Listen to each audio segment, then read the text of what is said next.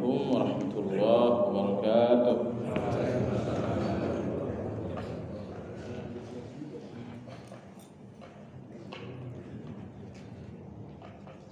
Innal hamdalillah nahmaduhu wa nasta'inuhu wa nastahdihi wa na'udzu billahi min shururi anfusina wa min sayyiati a'malina. Man yahdihillahu fala mudilla lahu wa man yudlil fala hadiya lahu. Wa ashhadu an la ilaha illallah wahdahu la sharika lahu. وأشهد أن محمدًا عبده ورسوله لا نبي بعده. اللهم صل وسلم على محمد وعلى آله وأصحابه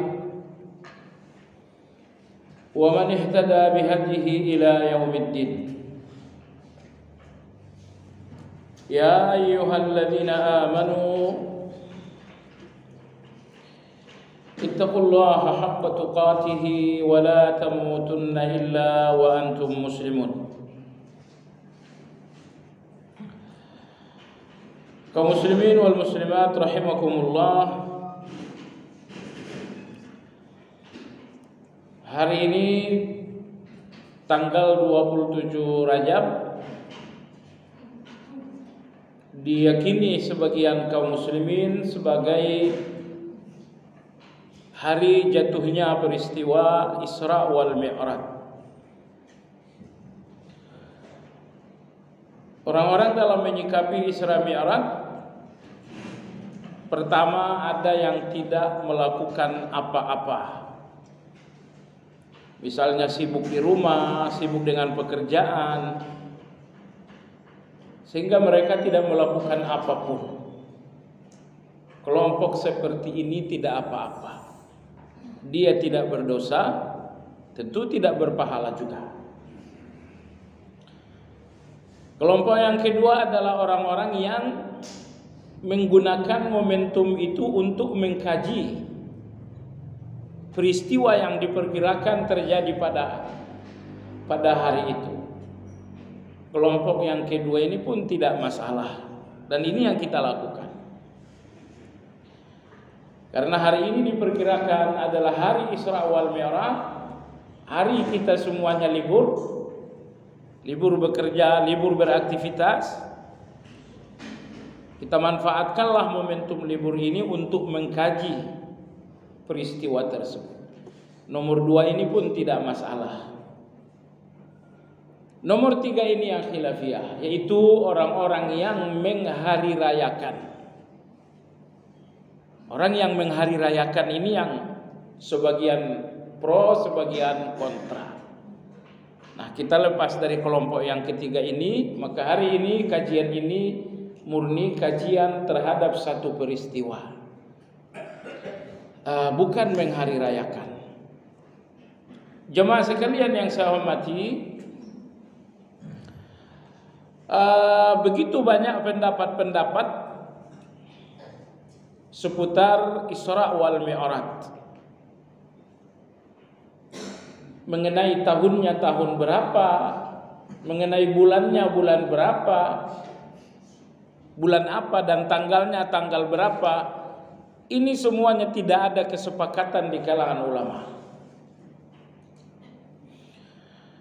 Baik mengenai tahun, misalnya ada yang mengatakan Isra Mi'raj terjadi 5 tahun sebelum Nabi berhijrah. Ada lagi yang menegaskan, dan pendapat kedua ini yang diikuti oleh banyak ulama, bahwa Isra Mi'raj terjadi setahun sebelum Nabi hijrah. Ada juga pendapat yang ketiga, bahwa Isra wal Mi'raj terjadi sebulan sebelum Nabi kita berhijrah. Nah, dari 3 pendapat ini mana yang bisa kita kuatkan dengan dalil? Jawabannya nggak ada yang bisa dikuatkan dengan dalil. Karena tidak ada dalil yang menegaskan pertama, menguatkan kedua, ataupun mendukung yang ketiga. Imam Ibn Taimiyah dalam kitab Muqaddimatut Tafsir, beliau mengatakan semua khilafiyah, perbedaan terlepas dari dalil. Perbedaan seperti ini berarti bobot ilmiahnya lemah. Perbedaan seperti ini tidak perlu terlalu menguras energi kita untuk dibicarakan. Karena untuk menguatkan satu pendapat Anda butuh dalil, dan dalil tidak ada. Ini khilafiyah mengenai tahun. Nomor 2, mengenai bulan terjadinya Isra wal Mi'raj juga khilafiyah. Justru mayoritas ulama ini ditegaskan banget oleh Imam Ibnul Athir. Pendapat ini dikuatkan pula oleh Imam Nawawi, bahwa Isra wal Mi'raj itu terjadi di bulan Rabiul Awal, bukan di bulan Rajab. Jadi kalau hitung-hitungan mayoritas dan banyak ulama justru di pendapat ini. Salah satunya adalah Imam Ibnul Athir, termasuk yang tegas dalam hal ini adalah Imam Nawawi rahimahullah. Beliau menegaskan bahwa peristiwa Isra wal Mi'raj terjadi di bulan Rabiul Awal. Sebagian ulama mengatakan bahwa peristiwa tersebut terjadi di bulan Rajab. Wah, ini yang masyhur dari timur ke barat. Di Indonesia bahkan hampir semua orang berkeyakinan peristiwa itu di bulan Rajab. Maka hari ini tanggal 27 Rajab. Nah, keyakinan mayoritas penduduk bumi sebagai terjadinya Isra wal Mi'raj. Pendapat yang ketiga bahwa Isra wal Mi'raj terjadi di bulan Ramadan. Pendapat yang keempat bahwa peristiwa Isra wal Mi'raj terjadi di bulan Syawal. Jadi mengenai tahunnya diperdebatkan, mengenai bulannya lebih diperdebatkan lagi. Begitupun dengan tanggal 27 itu disetujui oleh Imam Nawawi bahwa Isra wal Mi'raj terjadi pada tanggal 27, tapi tanggal 27 Rabiul Awal. Sebagian ulama mengatakan tanggal 27 di bulan Rajab. Nah, khilafiyah soal bulan dan soal tanggal ini pun karena tidak ada dalil yang tegas. Kembali saya sampaikan apa yang disampaikan Imam Ibn Taimiyah rahimahullah. Semua perbedaan pendapat karena tidak ada dalil yang tegas, berarti perbedaan seperti ini bobot ilmiahnya rendah. Tidak perlu jadi perdebatan kita. Orang mengatakan Isra Mi'raj bulan Rajab, tidak usah pula dibantah-bantah. Atau misalnya Anda mengatakan Isra Mi'raj ternyata di bulan Rabiul Awal, yang lain pun tidak usah membantah-bantah. Karena ini perbedaan yang bobot ilmiahnya rendah, karena setiap pendapat tidak terdukung dengan dalil yang betul-betul kuat. Paling-paling mengatakan pendapat bulan Rajab karena Ustadz Fulan bilang, Imam Fulan bilang, Syekh Fulan bilang. Paling-paling dalilnya adalah nama-nama orang yang mendukung, bukan dalil dari Al-Quran dan hadis. Misalnya ketika Anda mengatakan Isra Mi'raj di bulan Rabiul Awal, dalil Anda tak ada kecuali nama Imam Nawawi. Dalil Anda tidak ada kecuali nama Imam Ibnul Athir. Dalil Al-Quran dan hadis enggak ada. Baik. Yang ketiga, khilafiyah dalam masalah ini, nomor 3 ini dibicarakan Imam Ibnu Hajar dalam kitab Fathul Bari. Hakikat Isra Mi'raj itu sendiri. Yang ketiga ini perbedaan di kalangan ahli sunnah. Sebagian ulama mengatakan Isra Mi'raj itu hanya dengan ruh, tidak ada jasad. dan kejadiannya melalui tidur. Sebagian lagi mengatakan Isra Mi'raj itu terjadi 2 kali. 1 kali melalui tidur, 1 kali melalui alam nyata. Pendapat ketiga mengatakan Isra Mi'raj itu terjadi Isra-nya melalui alam nyata, tapi Mi'raj-nya melalui alam tidur. Pendapat yang keempat bahwa Isra Mi'raj itu terjadi dengan ruh dan dengan tubuh Nabi Sallallahu Alaihi Wasallam di alam nyata, bukan di alam mimpi. Ibn Hajar rahimahullah mengatakan perbedaan pendapat tentang hakikat Isra Mi'raj dengan ruh saja atau ruh dengan fisik, atau Isra Mi'raj itu terjadi di alam nyata atau melalui mimpi, atau Isra Mi'raj itu terjadi 2 kali. Khilafiyah ini muncul, kata Imam Ibn Hajar, karena dalil yang menceritakan pun beragam. Sebagian sahabat menceritakan Isra Mi'raj melalui mimpi Nabi. Sebagian menceritakan Isra Mi'raj melalui perjalanan nyata Rasulullah SAW. Tapi kalau Anda bertanya di mana pendapat mayoritas ulama dalam hal ini, Ibn Hajar rahimahullah mengatakan mayoritas ulama bahwa Isra wal Mi'raj terjadi dengan fisik dan ruh Nabi Sallallahu Alaihi Wasallam, dan itu pun terjadi di alam nyata, bukan di alam mimpi. Makanya orang-orang kafir Quraisy membantah.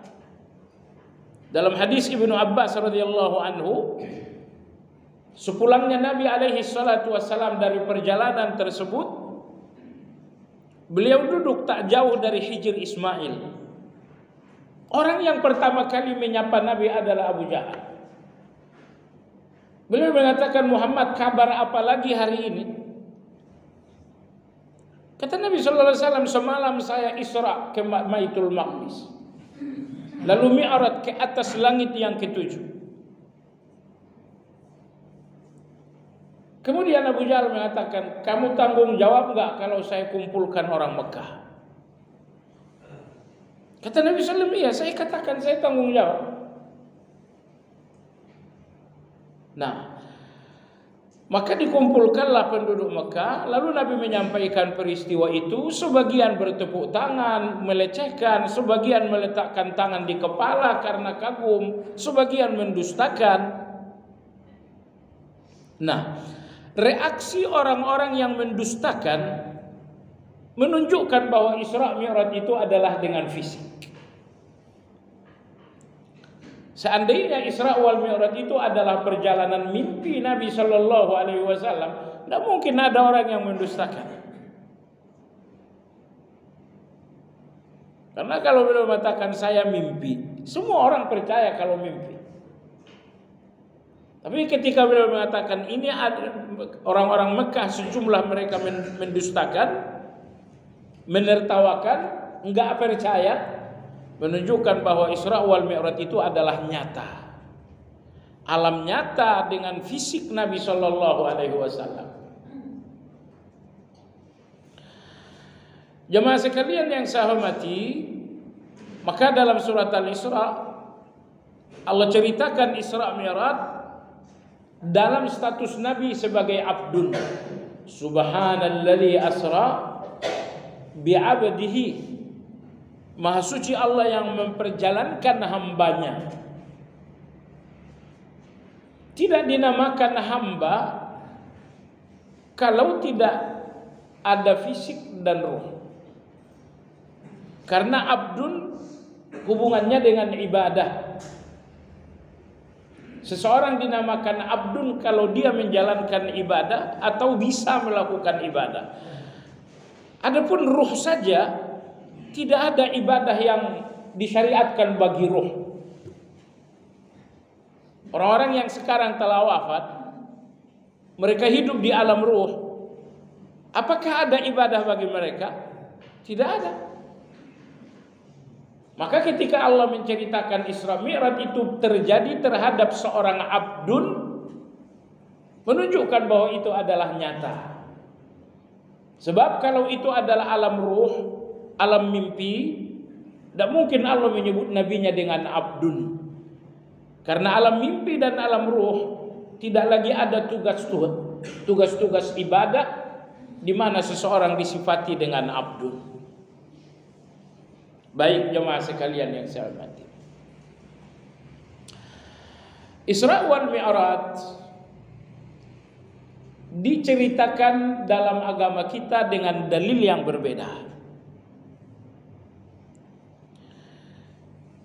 Misalnya Isra diceritakan oleh Allah pada ayat pertama dalam surat Al-Isra. Subhanalladzi asra bi'abdihi lailan minal masjidil haram ilal masjidil aqsa. Akan tetapi jemaah sekalian, adapun Mi'raj diceritakan oleh Nabi kita dalam banyak hadis. Sebagiannya adalah dalam riwayat Imam Bukhari dan Imam Muslim. Misalnya adalah hadis yang diriwayatkan oleh Anas atau diriwayatkan dari Malik ibnu Sa'sa'ah. Maka kalau ada yang bertanya mana dalil Mi'raj yang pertama dalam banyak hadis yang diriwayatkan Bukhari dan Muslim, bahwa hadis Mi'raj ada dalam riwayat Bukhari dan Muslim itu sudah cukup untuk membenarkan. Nah, lalu kalau ada yang bertanya, ayat yang bercerita tentang Mi'raj, ayat yang tegas tidak ada. Yang tegas tidak ada. Nah, adapun ayat yang tidak tegas tetapi mengindikasikan, Allah sebutkan dalam surat An-Najm. Dalam surat An-Najm Allah ceritakan Mi'raj tetapi bukan dengan cerita yang tegas, tetapi dengan cerita yang isyarat saja. Ayat 11 sampai 18 kalau nggak salah.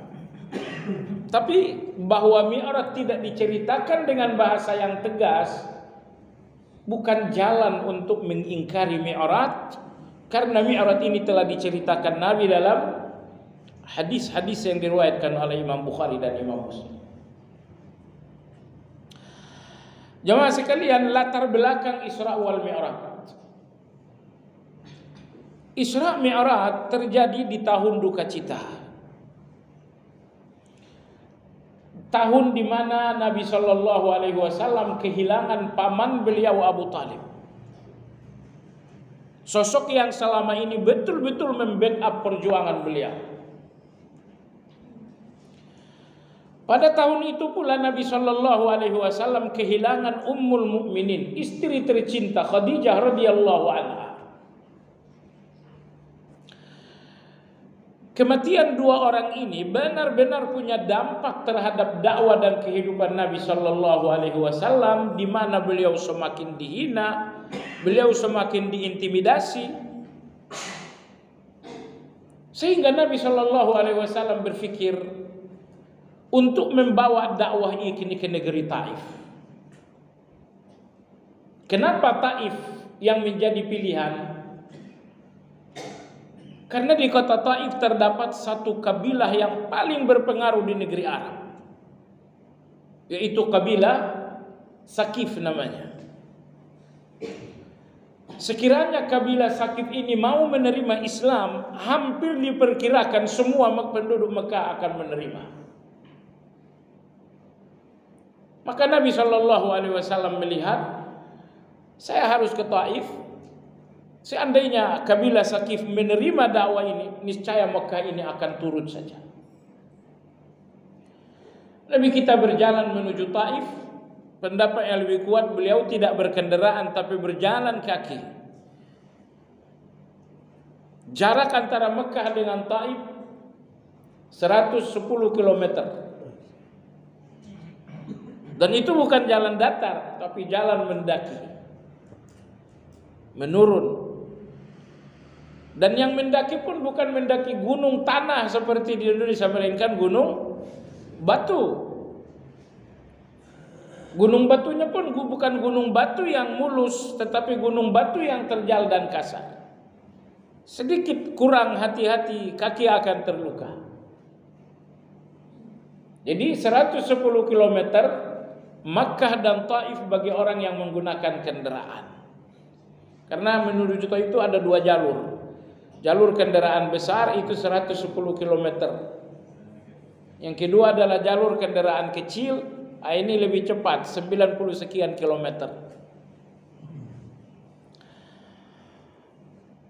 Ulama-ulama beda pendapat apakah saat itu Nabi berjalan menuju Taif sendirian ataukah ditemani Zaid bin Harithah.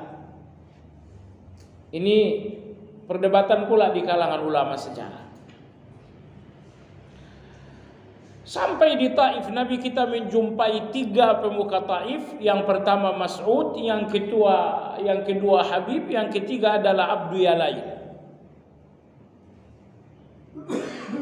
Ketiga pemuka Taif yang juga pemuka suku Sakif sepakat menolak, bahkan merendahkan dan menghina.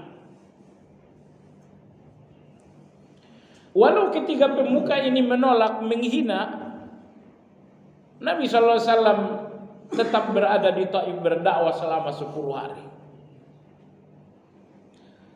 Satu pun tidak ada yang beriman. Maka hari ke-11 orang-orang Taif mengusir Nabi SAW.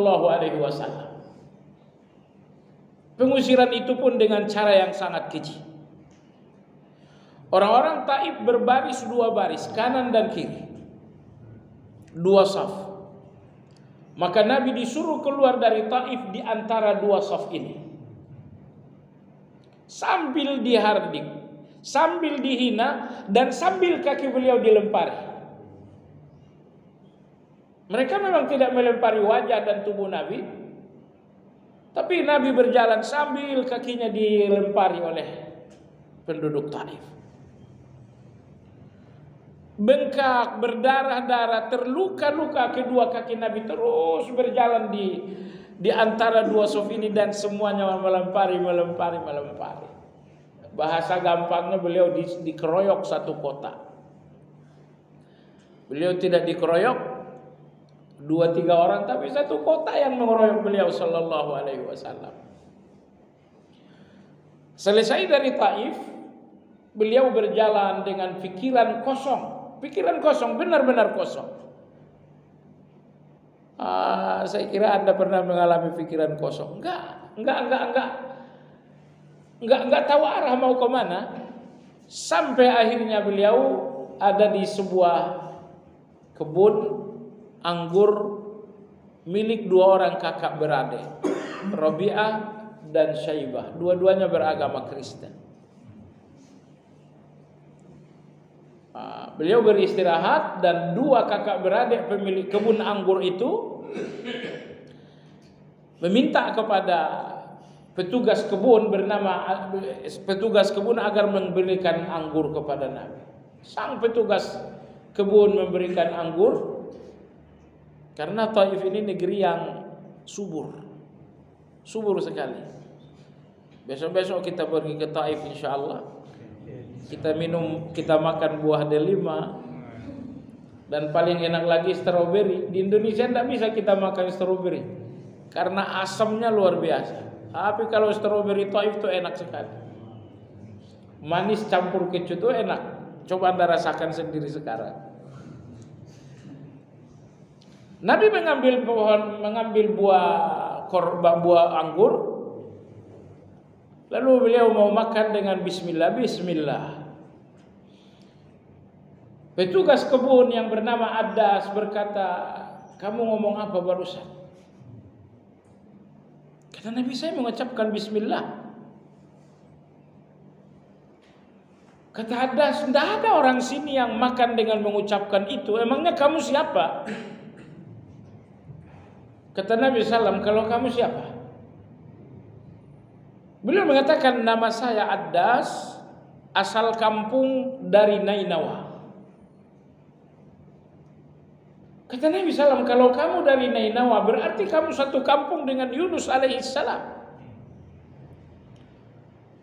Hadas kemudian meloncat.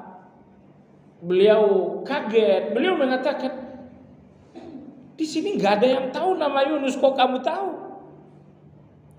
Beliau mengatakan, Yunus itu seorang nabi dan aku seorang nabi. Hadas radhiyallahu anhu langsung bersimpuh. Beliau mencium lutut Nabi yang kanan. Beliau pun mencium lutut Nabi kita sebelah kiri. Beliau mengatakan, saya bersaksi kau adalah seorang Rasul. Agama yang kau bawa adalah agama yang benar. Jauh-jauh dari kota Mekah, membawa harapan penduduk Taif menjadi Muslim. Ternyata yang Islam cuma satu orang, itu pun petugas kebun, yaitu Hadas. Sampai sekarang kalau Anda ke Taif, kebun itu masih ada, dipagar oleh pemerintah. Tapi kalau kebunnya udah nggak ada, kalau pohon-pohonnya udah nggak ada, tapi perkebunan itu ada. Dan lokasi pertemuan Nabi dengan Hadas oleh pemerintah Saudi dibangunkan masjid kecil, ya mungkin 4 kali 6 kali, sekedar momentum sejarah saja. Ya kapan-kapan kita ke sana insyaallah, enggak usah. Ini dekat Ramadan, habis Ramadan lah kita ke sana insyaallah taala. Baik jemaah sekalian yang saya hormati, inilah latar belakang terjadinya Isra Mi'raj. Kesedihan wafatnya Abu Talib, kesedihan wafatnya Khadijah. Nomor 2, kegelisahan dan kesedihan terhadap peristiwa Taif. Aisyah radhiyallahu anha selepas perang Uhud, di mana Nabi kita terluka, kepala beliau sobek, gigi beliau patah. Aisyah bertanya, beliau mengatakan, ya Rasulullah, kepalamu sobek, darahmu menetes, gigimu patah. Apa ada hari yang lebih buruk dari hari ini? Kata Nabi SAW, ada. Hari yang lebih buruk dari hari ini adalah hari Taif. Itu dia yang tadi saya jelaskan. Inilah 3 kesedihan besar yang menjadi latar belakang Isra wal Mi'raj. Maka Allah Azza wa Jalla memutuskan agar Nabinya Sallallahu Alaihi Wasallam melakukan perjalanan Isra wal Mi'raj. Dari mana Isra Mi'raj berawal? Dari Mekah. Hanya saja sebagian riwayat mengatakan bahwa Isra Mi'raj itu berpangkal ketika Nabi tidur bersandar di Hijr Ismail. Dan riwayat yang kedua mengatakan bahwa Isra Mi'raj itu bukan dari Hijr Ismail, tapi dari rumah bibi Rasulullah bernama Ummu Hani bintu Abi Thalib. Jadi Abu Thalib adalah paman Rasulullah SAW. Nah, Abu Thalib ini punya putri bernama Ummu Hani. Sewaktu Nabi SAW tidur di rumah Ummu Hani, datanglah malaikat yang menjemput beliau untuk perjalanan itu. Jadi perjalanan itu berpangkal dari Mekah, rutenya berawal dari Mekah, tapi sejarah dan riwayat sebagian meriwayatkan bahwa beliau perjalanan itu berawal dari Hijr Ismail di samping Ka'bah, lalu yang kedua dari rumah bibi beliau Ummu Hani bintu Abdul Muttalib. Nabi kita Shallallahu Alaihi Wasallam mengatakan, antara tidur dan bangun aku didatangi oleh 3 orang. Mereka adalah malaikat Jibril, Mikail, dan nomor 3 tidak disebut. Kemudian mereka membelah dada Nabi Shallallahu Alaihi Wasallam dan mengeluarkan hati beliau, mencucinya dengan zam-zam, mengeluarkan segala kotoran yang ada di dalam. Kemudian ketiga orang ini memenuhi hati Nabi Shallallahu Alaihi Wasallam dengan 2. Pertama, memenuhi hati itu dengan iman. Nomor 2, memenuhi hati itu dengan hikmah. Maka Imam Nawawi rahimahullah mengatakan, hal yang paling mahal dalam hati seseorang selain dari iman adalah hikmah. Apa itu hikmah? Hikmah itu adalah, kata Syekh Sa'di, hikmah itu adalah gabungan ilmu dan amal. Ilmu yang bermanfaat dan amal yang saleh, ini yang dimaksud dengan hikmah. Maka hikmah lebih tinggi daripada ilmu. Apa yang Anda tahu itu ilmu namanya, walau Anda tidak mengamalkannya. Tapi ilmu baru dinamakan hikmah ketika dia menjadi amal. Ilmunya bermanfaat, amalnya pun saleh. Ini yang dimaksud dengan hikmah. Kalau Anda bertanya bahwa operasi itu secara fisik kah? Iya, operasi itu secara fisik. Keimanan dimasukkan, hikmah dimasukkan, kotoran dikeluarkan. Cerita Nabi kita seperti itu, dan kita tidak perlu bertanya emangnya keimanan itu fisik, emangnya hikmah itu bersifat materi. Anda nggak usah berpikir terlalu jauh. Ya, apa yang diceritakan Nabi, terima saja apa adanya. Nah, ini menunjukkan jamaah sekalian yang saya hormati betapa pentingnya hati yang bersih. Betapa pentingnya hati yang bersih.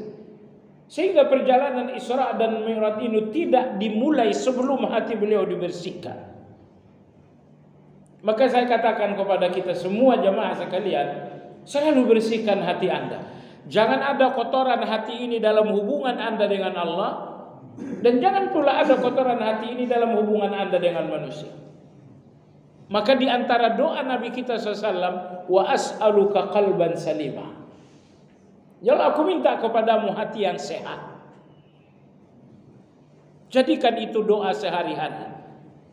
Allahumma inni as'aluka qalban salimah. Ya Allah, aku meminta kepadamu hati yang sehat. Rasulullah SAW mengatakan setelah hati beliau dibersihkan, maka didatangkanlah binatang bernama Burak, lebih besar daripada keledai, tapi lebih kecil daripada kuda. Dan Burak ini akan meloncat sejauh matanya memandang. Kalau dia memandang 5 km, maka dia akan meloncat 5 km. Ada nggak sekarang Burak? Ya udah nggak ada, yang ada pesawat Burak. Kalau kendaraan Nabi Burak itu udah nggak ada. Nah, maka Nabi kita Shallallahu Alaihi Wasallam mengendarai Burak. Bermulalah perjalanan Isra Mi'raj beliau dengan kendaraan.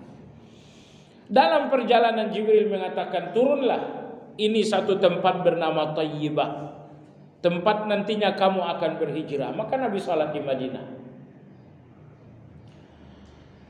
Kemudian dalam perjalanan Jibril mengatakan, turunlah, ini adalah Tursina, tempat di mana Nabi Musa berbicara dengan Allah. Maka Nabi melakukan salat. Kemudian perjalanan dilanjutkan, Jibril mengatakan turunlah, maka Nabi SAW salat di Madinah.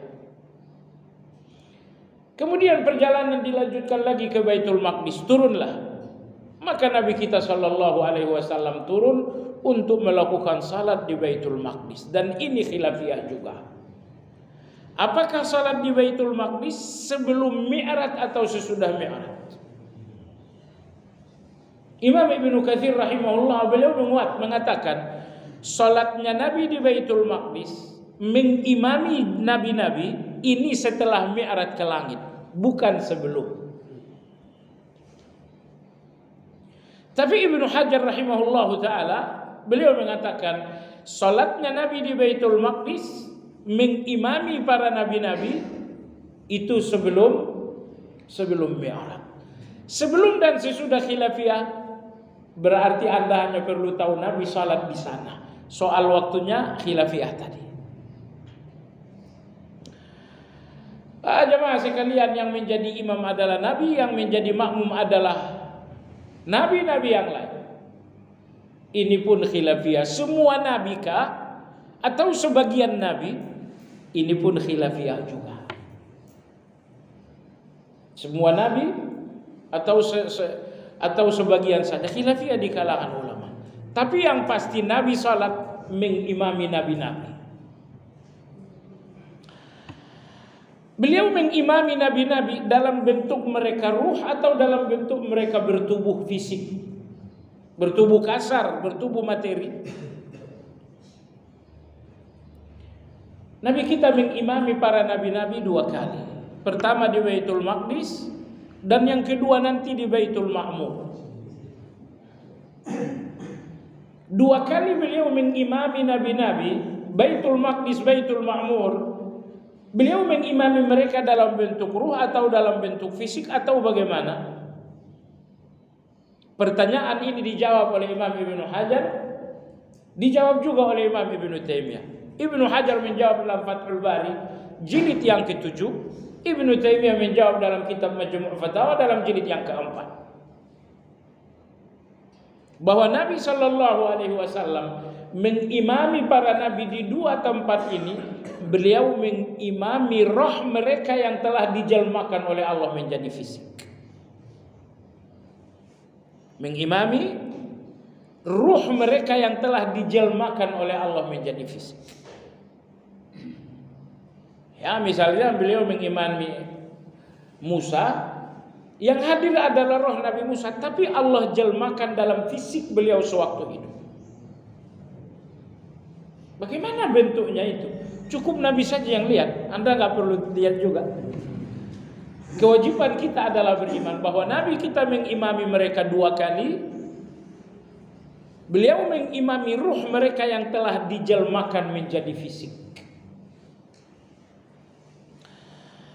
Coba sekalian, termasuk ketika Nabi Shallallahu Alaihi Wasallam hendak sampai ke Baitul Maqdis, di sebuah jalan menuju Baitul Maqdis ada gundukan tanah merah, gundukan tanah merah. Jibril mengatakan, wahai Muhammad, ini adalah kuburan Musa. Tidak ada yang tahu kuburan Nabi Musa. Kalau sekarang ada yang bilang kuburan Nabi Musa itu semua spekulasi. Nabi kita SAW mengatakan kuburan Nabi Musa ada di jalan menuju Baitul Maqdis, sebuah tanah merah bentuk gundukan. Sekiranya kita jalan akan kutunjukkan, kata Nabi. Yang artinya orang gak ada yang tahu sebetulnya di mana kuburan itu. Rata-rata kuburan nabi-nabi dirahasiakan oleh Allah Azza wa Jalla. Jadi kalau Anda pergi ke Palestina, ada kuburan Nabi Harun, Nabi Musa, Nabi Syuaib, itu semuanya perkiraan, bukan kepastian. Ada kuburan Nabi Yusuf, itu semuanya perkiraan. Karena rata-rata kuburan nabi-nabi semuanya dirahasiakan oleh Allah Azza wa Jalla. Termasuk kuburan Nabi Musa. Tidak ada yang tahu. Nabi mengatakan, sekiranya kita jalan sekarang, kutunjukkan kepada kalian. Yang artinya sahabat datang. Nah, ketika Nabi melewati kuburan Nabi Musa, Nabi melihat Nabi Musa alaihissalam sedang salat di alam kubur. Ini ruh beliau atau bagaimana? Jawabannya, beliau melihat Nabi Musa salat di alam kubur. Yang salat adalah ruh Nabi Musa, tapi dijelmakan oleh Allah dalam bentuk fisik. Dalam hadis riwayat Anas radhiyallahu anhu, Nabi kita bersabda, innal anbiya fi kuburihim ahya wa yusallun. Semua nabi-nabi di dalam kubur mereka dalam keadaan hidup dan salat. Dalam keadaan hidup dan salat. Baik. Salat apa Nabi dengan para nabi di Baitul Maqdis? Gak ada keterangan. Salat duha, salat tahajud, gak ada keterangan itu. Anda pun tak usah cari juga. Pokoknya beliau salat dan mengimami para nabi. Jemaah sekalian, kenapa perjalanan Mi'raj tidak langsung dari Masjidil Haram ke langit, tapi ke Masjidil Aqsa dulu, baru dari Masjidil Aqsa ke langit? Jawaban paling lemah datang dari Imam At-Tibi. Beliau mengatakan Isra ke Baitul Maqdis, dari Baitul Maqdis ke langit. Kenapa? Beliau mengatakan karena pintu langit itu persis ada di atas Baitul Maqdis. Referensi yang saya baca hanya beliau seorang diri yang mengatakan itu. Adapun mayoritas ulama katakan seperti Al-Hafidz Ibnu Hajar, Bahkan berdasarkan hadis Nabi mengatakan bahwa Baitul Ma'mur sekiranya jatuh, dia akan jatuh di atas Ka'bah. Yang artinya pintu langit itu tidak ada di atas Baitul Maqdis, tapi pintu langit itu adanya di atas Ka'bah. Jadi kalau Imam At-Tibi mengatakan perjalanan Mi'raj dari Baitul Maqdis ke langit karena pintu langit ada di atas Baitul Maqdis, ini tidak terdukung dengan dalil tapi murni ijtihad beliau. Karena pintu langit adanya di atas Ka'bah. Jemaah sekalian, Baitul Ma'mur, bait artinya adalah rumah, al-ma'mur adalah yang ma'mur, yang penuh. Karena malaikat yang berada di dalam ramai. Maka masjid dinamakan dengan masjidnya makmur kalau jamaahnya banyak. Kalau jamaahnya 3 orang, masjid makmur juga dengan 3 orang. Dan Baitul Ma'mur ada di langit pertama, kedua, di setiap langit ada Baitul Ma'mur. Tetapi Baitul Ma'mur terbesar ada di langit yang ke-7. Kata Nabi, hiyalal Ka'bah, Baitul Ma'mur langit ke-7 persis ada di atas Ka'bah. Seandainya dia jatuh, dia akan jatuh persis di Ka'bah. Lantas apa jawabannya? Kenapa Nabi perlu ke Baitul Maqdis sebelum pergi ke langit? Ibnu Hajar rahimahullah menjawab, yang pertama, karena selesai perjalanan Mi'raj, Nabi akan melaksanakan salat. Dan yang akan menjadi kiblat beliau dalam salat adalah Baitul Maqdis. Makanya beliau ke Baitul Maqdis terlebih dahulu, karena hasil Mi'raj adalah salat dan kiblat salat pertama kali adalah Baitul Maqdis. Makanya beliau ke Baitul Maqdis. Jawaban yang kedua, perjalanan Mi'raj ke langit berawal dari Baitul Maqdis karena Baitul Maqdis adalah tempat hijrahnya para nabi.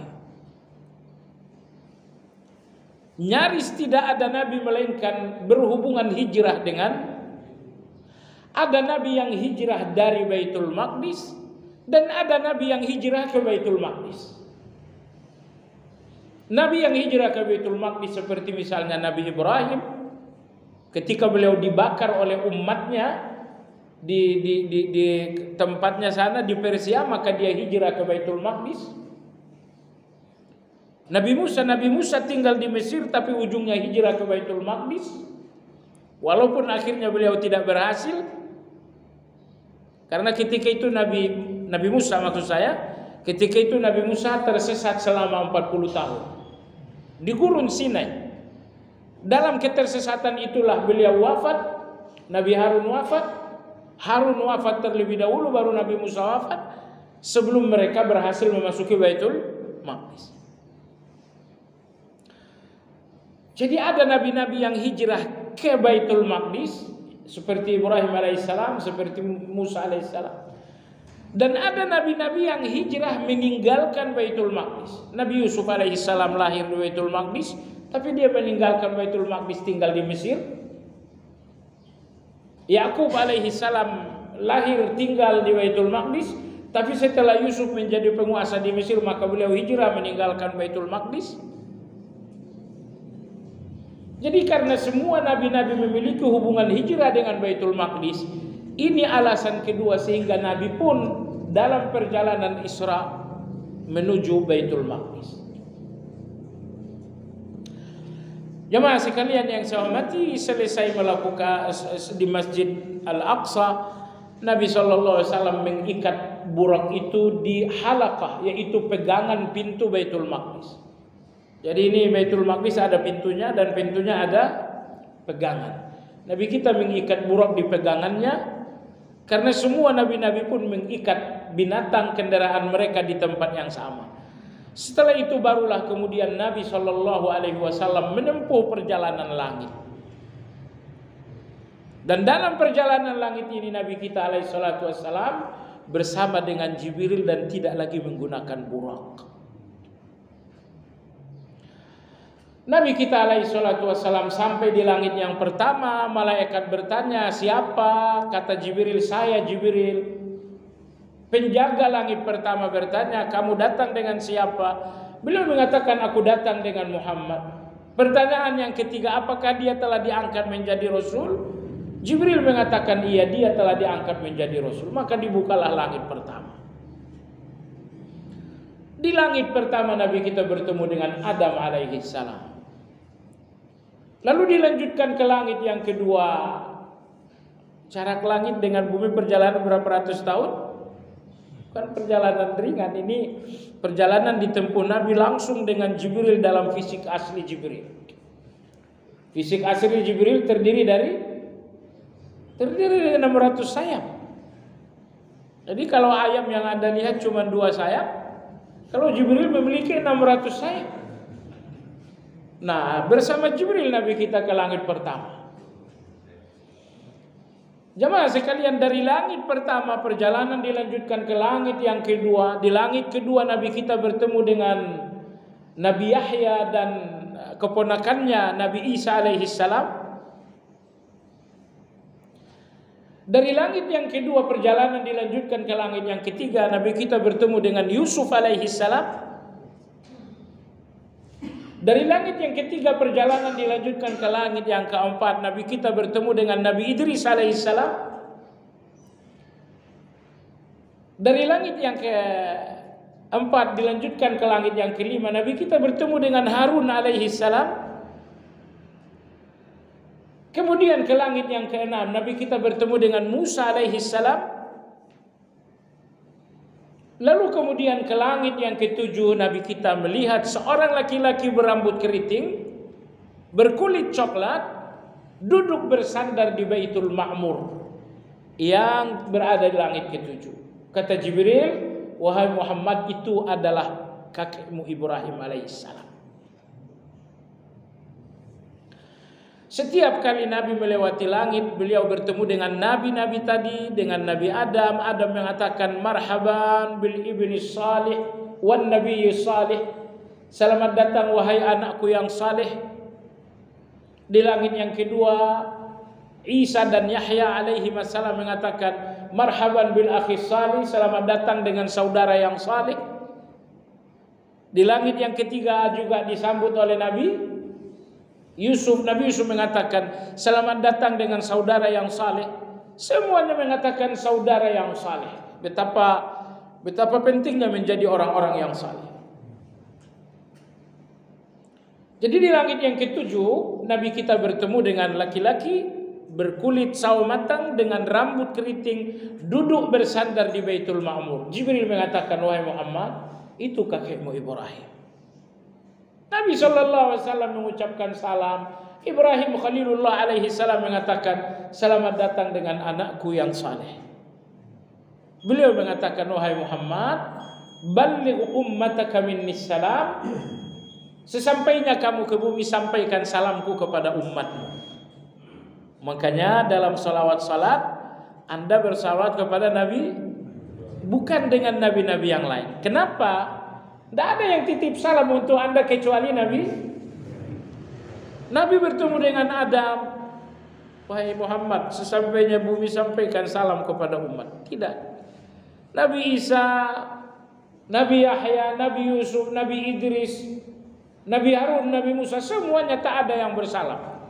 Satu-satunya yang bersalam kepada Anda, titip salam melalui Nabi kepada Anda adalah Nabi Ibrahim alaihissalam. Maka kita membalas kebaikan Nabi Ibrahim. Selesai kita tasyahud, asyhadu an la Allahumma salli ala wa ala ali kama sallaita ala Ibrahim.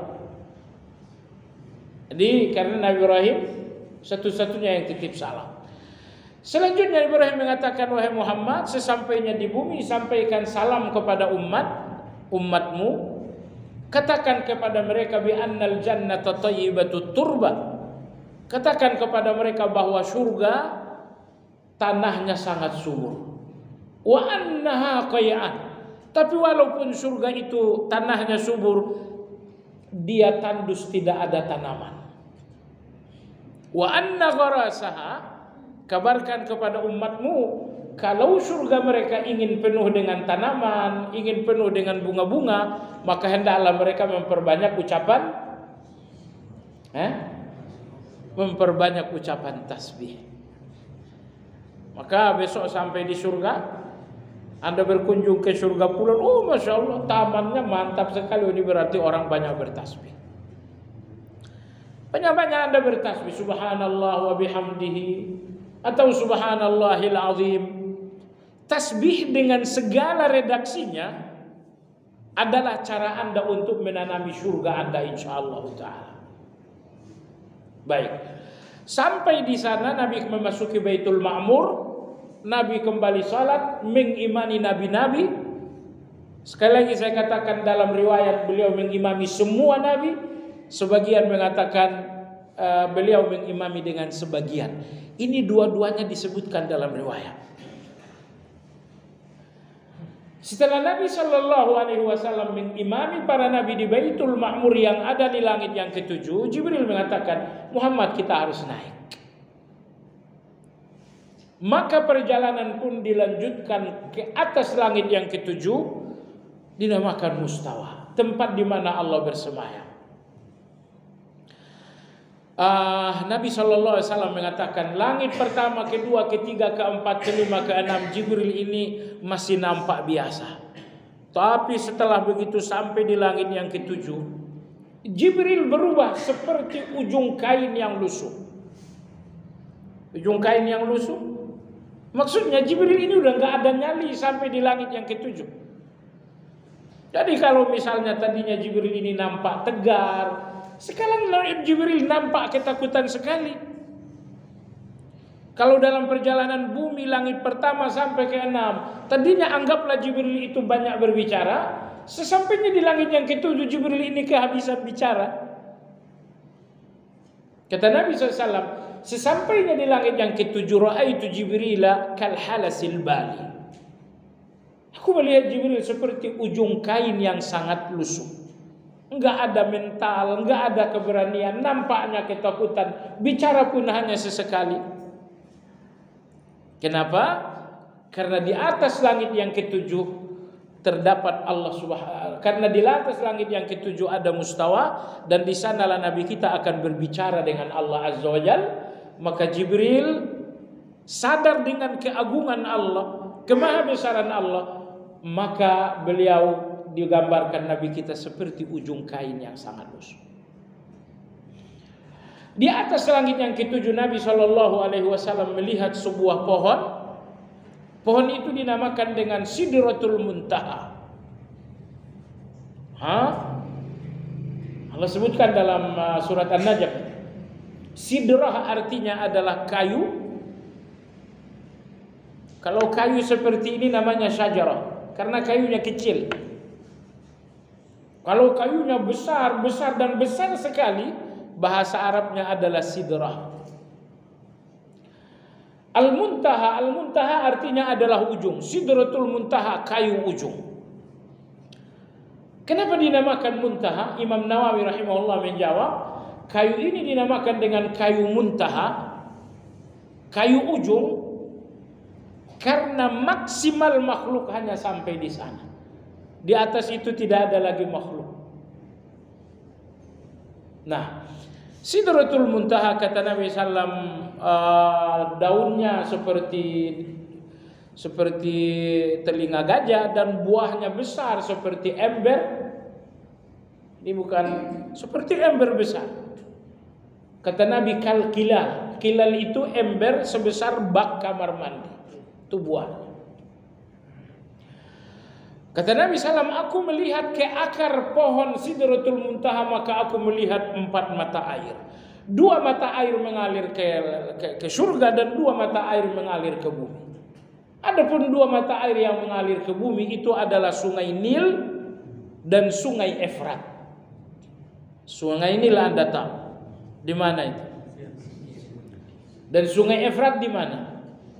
Itu terbentang dari Turki, Irak, Suriah. Ya, lebih dari 29.000 km itu Sungai Efrat. Jadi kata Nabi, 2 sungai ini berpangkal pada akar Sidratul Muntaha. Makanya dua sungai ini gak akan kering. Kalau sungai-sungai di mana-mana pun bisa kering, tapi dua sungai ini gak akan kering karena kedua sungai ini berpangkal pada pohon tersebut. Tapi apa kemuliaannya? Zam-zam lebih mulia. Anda minum zam-zam, penyakit Anda insya Allah sembuh. Tapi minum Nil enggak.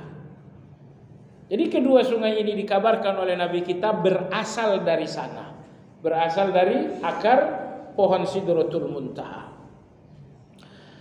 Jemaah sekalian yang saya hormati, dari Sidratul Muntaha kemudian Nabi naik, dan saat itu Jibril sudah tidak ikut karena makhluk akan berakhir hanya di Sidratul Muntaha.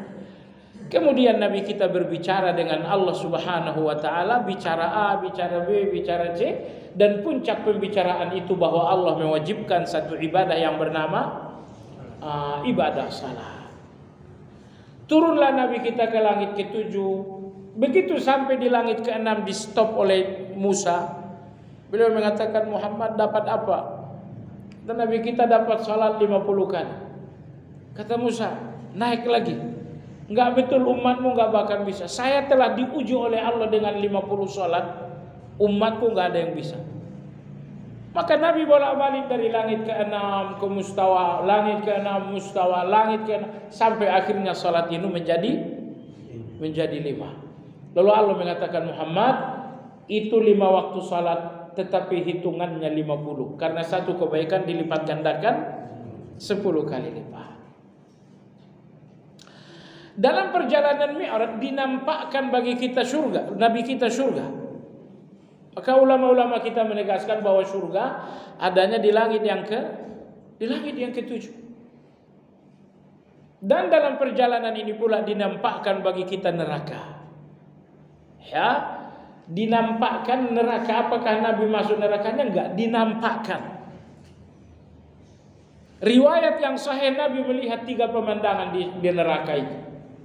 Seseorang yang mencakar-cakar wajahnya, itulah orang yang suka gibah, orang yang suka merusak kehormatan orang lain. Kemudian Nabi juga melihat orang yang dihukum disebabkan karena makan riba. Kemudian Nabi juga melihat orang yang dihukum karena meninggalkan salat. Jemaah sekalian yang saya hormati, maka setelah perjalanan tersebut dan melihat pemandangan neraka tadi, bukan karena Nabi kita memasuki neraka, tapi dinampakkan oleh Allah. Dinampakkan oleh Allah Azza wa Jalla. Nah, setelah itu tentu Nabi kita turun ke langit dan beliau sampai di Masjidil Haram sebelum pagi.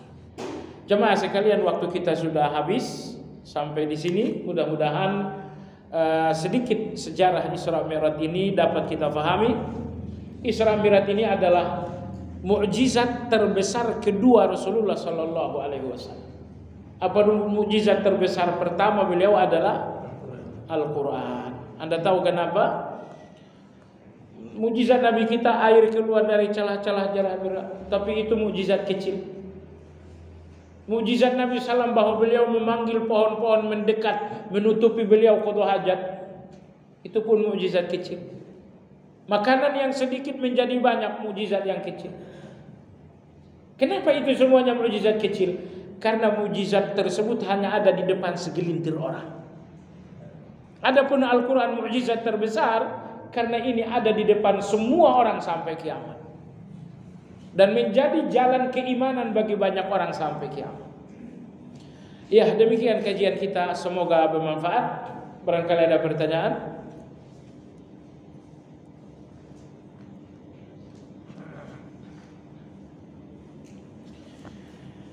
Ya, tidak ada pertanyaan. Demikian jemaah sekalian. Adapun riwayat Nabi melihat seorang tua, nenek tua, lalu Jibril berkata, kamu tahu siapa Muhammad? Oh, itu dunia. Nabi melihat orang yang memanggil-manggil. Kata Jibril, oh itu adalah iblis. Dan Nabi melihat misalnya kuburan mas itu ada yang salat di kuburan. Itu semuanya bukan riwayat yang sahih. Itu bukan riwayat yang sahih. Demikian kita sudahi dengan zikir kafaratul majlis. Subhanakallahumma bihamdika asyhadu an la ilaha illa anta astaghfiruka wa atubu ilaik. Alhamdulillahirabbil alamin. Assalamualaikum warahmatullahi wabarakatuh.